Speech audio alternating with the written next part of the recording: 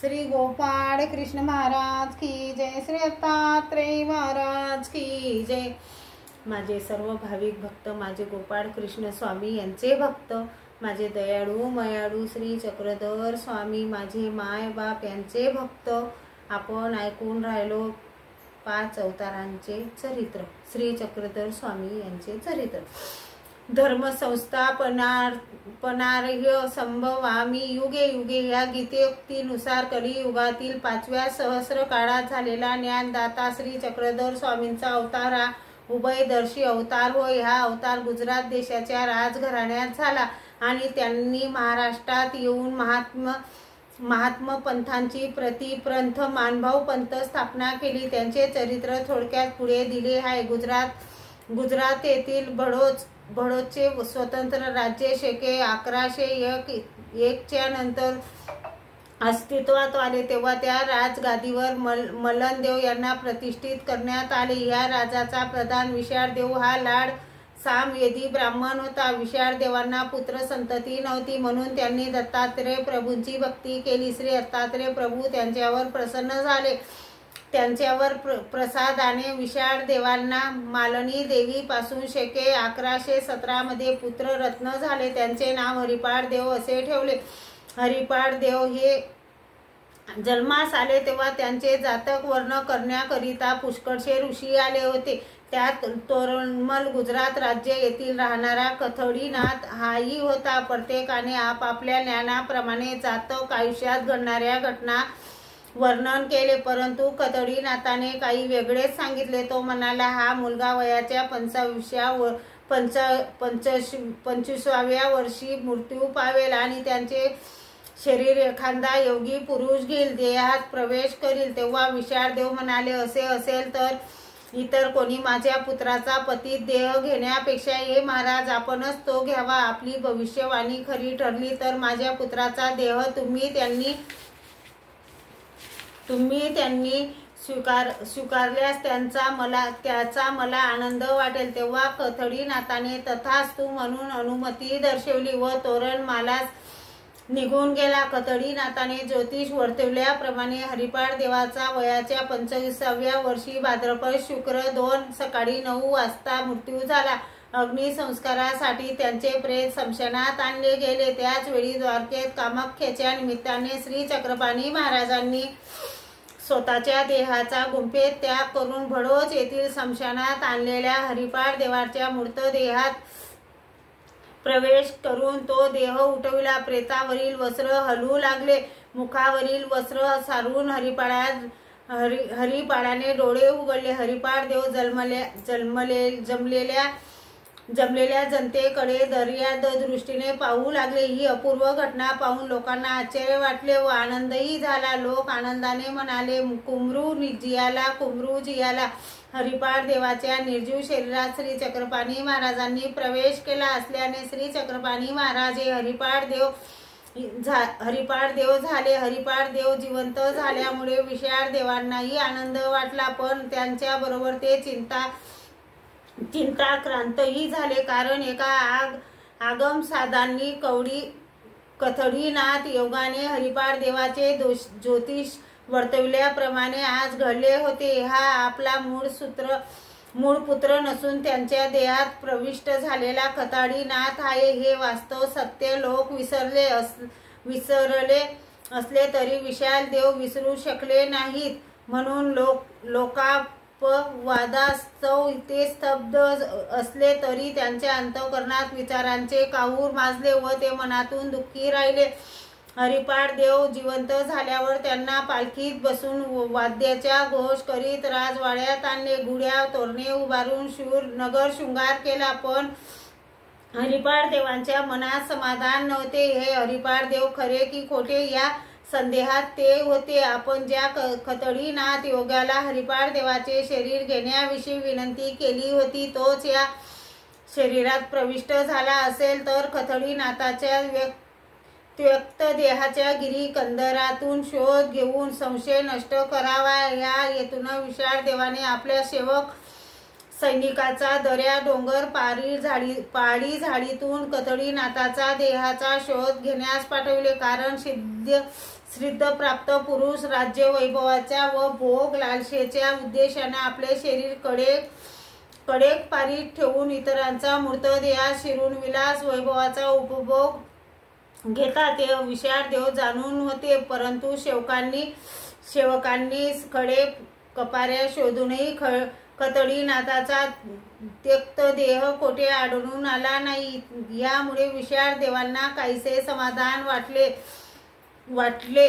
यानंतर आपली स्नुषा हरिपाळ देवाची पत्नी कमल देवीस हरिपाळ देवाचे प्रकृती अनुभव पाहण्यास सांगितले आणि कमला देवीने पूर्वीचे हरिपाळ व पुनर्जीवित हरिपाळ यात काहीच फरक जाणवत नाही असे अनुभव सांगितले। ही संशय कल्लाळाची परीक्षा पूर्ण झाल्यावर प्रधान विशाळ देव निर्धास्त झाले व त्यांचा संशय निघून गेला। श्री चक्रपाणी महाराज हरिपाळ देवांच्या देहात आल्यावर पूर्वीच्या हरिपाळ देवाप्रमाणे वर्तन करू लागले। अशीच त्यांची 12 वर्षे निघून गेली। या काळात त्यांना कमला देवी पासून एक मुलगा झाला। त्यांचे नाव माईपाळदेव असे ठेवले। हरिपाळ देवाचे श्री चक्रपाणी महाराजांचे अशा राज्य वैभवात मन रमेना, कारण ज्या कार्यासाठी अवतार घेतला ते कार्य तसेच पडून राहिले। म्हणून त्यांनी औदासीन्य धारण करून राम यात्रेला जाण्याचा माता पित्याजवळून हट्ट धरला। रामाचे दर्शन घेतल्याशिवाय मिष्टात्र पदार्थ ग्रहण करणार नाही अशी शपथ घेऊन ते ताक भात खाऊ लागले। त्यामुळे त्यांचा देह रोडावला। हरिपाळ देवाची सर्वांग सुंदर मूर्ती कुर्श झालेली पाहून त्यांच्या माता पित्यांनी जड अंतःकरणाने त्यांना राम यात्रेला जाण्यास परवानगी दिली। विशाळ देवाची आज्ञा मिळताच हरिपाळ देव श्री चक्रपाणी महाराज रामटेकला जिल्हा नागपूर जाण्यास निघाले। तेव्हा गुजरात व महाराष्ट्र राज्याचे वैरत्व असल्यामुळे मराठी राज्यात हरिपाळ देवांना मराठी सैनिकांकडून उपसर्ग होऊ नये म्हणून विशाळ देवांनी त्यांच्या बरोबर लढाऊ सैनिकांची तुकडी दिली। यांच्यासह ते शके 1154च्या फाल्गुन मासात राजवाड्यातून बाहेर पडले। हरिपाळ देव पालखीत बसून सैनिकांसह गुजरात येथून महाराष्ट्रात येत असताना ते दररोज थोडे सैनिक परत पाठवू लागले। त्याचबरोबर राजवान पालखीही पाठवली। असे होत असताना महाराष्ट्रात रिद्धपूर जवळील देऊळवाडा येथे आल्यावर 2 सेवक त्यांच्या बरोबर राहिले। त्यांनाही तेथे माहीत होऊ न देता साधा पोशाख करून रिद्धपूरला चैत्र शुद्ध पौर्णिमेस शके 1155 रोजी आले। तेव्हा रिद्धपूर येथील राधवन हाटात खानावळीच्या बाजार पेठेत श्री गोविंद प्रभूंची आणि हरिपाळ देवांची भेट झाली। तेथे त्यांनी श्री गोविंद प्रभू पासून अनुग्रह घेतला, ज्ञानशक्तीचा स्वीकार केला व जीव उद्धरण कार्यास प्रारंभ केला। श्री गोविंद प्रभूंनी हरिपाळ देवांचे नाव श्री चक्रधर असे ठेवले। श्री दत्तात्रय प्रभू पासून श्री चक्रपाणींपासून श्री गोविंद प्रभू व श्री गोविंद प्रभूंपासून श्री चक्रधर स्वामींनी ज्ञानशक्तीचा स्वीकार केल्यामुळे चक्रपाणींचे अदृश्य व श्री गोविंद प्रभूंचे परदृश्य या दोन्ही ज्ञानशक्ती श्री चक्रधर स्वामींच्या अवरात एकत्र झाल्यामुळे श्री चक्रधर स्वामी हे उभय दृश्य अवतार म्हणवले जातात। यानंतर श्री चक्रधर स्वामींनी हरिपाळ देवांनी पूर्वीचे वस्त्रे उतरून ठेवली व डोक्याला आणि कमरेला 4 हाताचे वस्त्र गुंडाळून ते रिद्धपूरहून निघाले। ही वेशभूषा संन्यास धर्माची नसून त्यांच्या विरक्तीची व उदासीनतेची निर्देशक होती। या उदास स्थितीत ते तहान लागली तरी कुणास पाणी पिण्यास मागायचे नाहीत। नदीच्या काठी जायचे आणि दोन्ही हात टेकून तोंडानेच पाणी पित असत। पायात प्राक्ताने घालायची नाहीत, त्यामुळे रस्त्यावरील काटे रुतत असत। वनातून चालताना झाडाचे काटे अंगात रुतत असत, त्यामुळे त्यांच्या सुकुमार देहातून निघालेले रक्ताचे थेंब जणू रत्नामध्ये हिरे जडविल्याप्रमाणे चमकत असत। डोक्यावरील मोकळे केस झाडाला अडकले तरी ते आपल्या हाताने काढीत नसत। केस अडकल्यास स्वामी तेथेच उभे राहायचे। वाऱ्याने जेव्हा केस मोकळे होतील तेव्हा तेथून प्रयाण करायचे। भिक्षा घ्यायची असल्यास ती हातावरच घ्यायची आणि नदी काठी जाऊन तेथील कडक पायांनी स्वच्छ करून त्यावर हातातील अन्न ठेवून भोजन करायचे. उदास वृत्तीने राहणारे स्वामी कोणाशी बोलत नसल्यामुळे लोक त्यांना मुनी बाबा त्यांचा गोर वर्ण पाहून गोमटे देव आणि अंगावरील अपुऱ्या वस्त्रामुळे नग्न देव असे म्हणत. अशा प्रकारे स्वामींनी एकांतात कालात 31 वर्ष 9 महिने व्यतीत केले. ह्या कालात स्वामींना माधव ब्राह्मण भंडारेकर, हंसाबाई सारंगधर, रंगार वासनीकर, शेंदूरजणीचा ब्राह्मण व तेथील आई चर्मकार रामदेव वडनेकर, सालबडी येथील मुक्ताबाई उधळीनाथ इत्यादी दर्शने वेदवंत बोधवंत अधिकारी जीव भेटले. त्यांना त्यांच्या पुण्यकर्मानुसार ज्ञानदान देण्याचे कार्य केले. स्वामींनी एकांत काल एकटेच असत, सोबत कोणी नव्हते म्हणून एकांतात संपून शेके. 1186 पौष पौर्णिमेच्या दिवशी श्री क्षेत्र पैठण येथे आले. तेथे येऊन त्यांनी संन्यास धारण केला आणि येथूनच त्यांचे जीवोद्धरण करण्याचे खरेखुरे कार्य सुरुवात झाले. स्वामी एकांतातून लोकांतात आल्यावर त्यांना पुष्कळसा शिष्य परिवार मिळाला.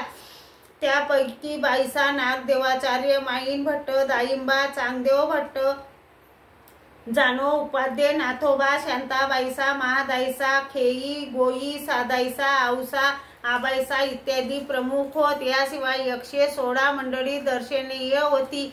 या सर्व शिष्य परिवारात श्री नागदेवाचार्य मुकुटमण्याप्रमाणे शोभून दिसत असत. त्यांना ज्ञान प्राप्त झाल्यापासून त्यांनी आपल्या समग्र वेळ स्वामी श्री चक्रधरांच्या चिंतनात व पंथांचा प्रचार करण्यात घालवल्या. स्वामींनी आपले ज्ञानदानाचे कार्य 8 वर्ष 1 महिना 4 दिवस केले.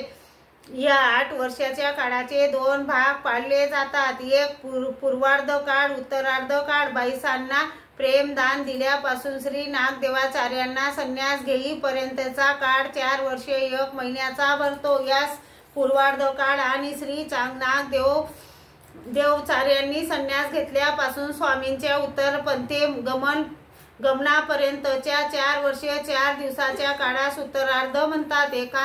एकांतानंतर स्वामींनी 8 वर्षाच्या काळात महाराष्ट्रातील जनतेला मराठी भाषेतून व्यावहारिक व धार्मिक तत्वे सांगितली. उपदेश करताना अहंकाराचा लवलेश किंवा अन्य धर्माचा द्वेष नसे सांगितलेली तत्वे स्वामींनी प्रथम स्वतः आचरणात आणली, मग लोकांना सांगितली.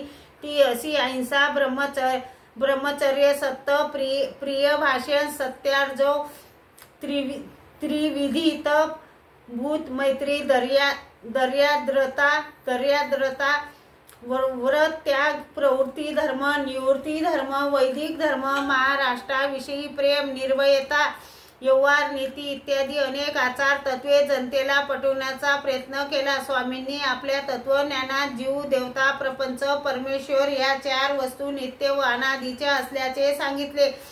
या 4 पदार्थाची माहिती वस्तू, सत्य, दर्शन या विषयात दिली आहे. एकंदरीत स्वामींनी गृहत्यागानंतर 40 वर्ष महाराष्ट्रभर पायी हिंडून ज्ञानदानाचे मान कार्य केले. याविषयी पुष्कळांना स्थित आनंद विद्यानंद दिला व काही अघटित कार्यही करून दाखवली, परंतु ती मोक्षाचे साधन नाही असे सांगितले. श्री चक्रधर स्वामी आपले जीवोद्धरणाचे कार्य करीत असताना विरोधाचे वादळ उठले. ब्रह्मासान व महादाश्रय सारख्या वैदिक पंडितांना तथा पैठणतील महाजनांना स्वामींनी वैदिक मार्ग नष्ट केला असे वाटे, पण तशी वस्तुस्थिती नव्हती. उलट स्वामींनी वैदिक धर्माचे खरे ज्ञान लोकांना करून दिले. पण हेमाद्री प्रमूर्तीची विपरीत कल्पना होऊन त्यांना स्वामींचे कार्य रुचले नाही, म्हणून प्रधान हेमाद्रीने सहस्र सैनिक स्वामींकडे पाठवले. पण स्वामींनी आपले शिष्य श्री नागदेव यांच्याकडून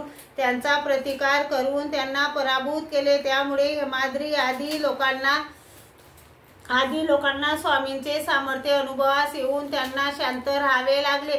परंतु अशा लोकांकडून दुष्कृत्य घडू नये, पाप होऊ नये, त्यासाठी स्वामींनी महाराष्ट्रातून उत्तरेकडे जाण्याचा निश्चय केला. स्वामींनी बेलापूर जिल्हा अहमदनगर येथे असताना आपल्या पश्चात भक्तांशी कसे राहावे याचे समग्र ज्ञान नागदेवादी भक्तांना 7 दिवस केले. शेवटी श्री नागदेव भट्टांना आचार्यपद प्रदान करून त्यांना म्हणाले की तुम्ही भक्त मंडळीसह श्री गोविंद प्रभूच्या सन्निधानात राहावे असे सांगून माघ कृष्ण पक्ष चतुर्थी शके 1194 रोजी बेलापूरहून निघाले आणि क्रमोशे मुक्काम करीत करीत रिद्धपूर जवळील दांबेरी येथे आले. तेथे श्री गोविंद प्रभूंची भेट झाली. मग त्यांनी आपल्या समग्र परिवार त्यांच्या सांभाळी घातला. दुसऱ्या दिवशी तेथून निघाले व सातपुडा पर्वत ओलांडून ते उत्तरेकडे निघून गेले. तिकडे अद्यापही विद्यमान आहेत. स्वामींच्या समकालात शिक्षण कृष्णदेव महादेव रामदेव यादव राजे महाराष्ट्रावर राज्य करीत होते. स्वामी यादवांच्या राज्यात 40 वर्षे व बडोच येथे गुजरात राज्य 12 वर्षे असे एकूण 52 वर्षे दक्षिण भारतात विद्यमान होते. त्यांना उत्तरेकडे जाऊन शके 1907 पर्यंत 713 वर्षे होतात. स्वामींचे विस्तार रूप चरित्र मानभावांचा इतिहास या पुस्तकात लिहिलेले आहे. ते वाचावे. श्री गोपाळ कृष्ण भगवान की जय.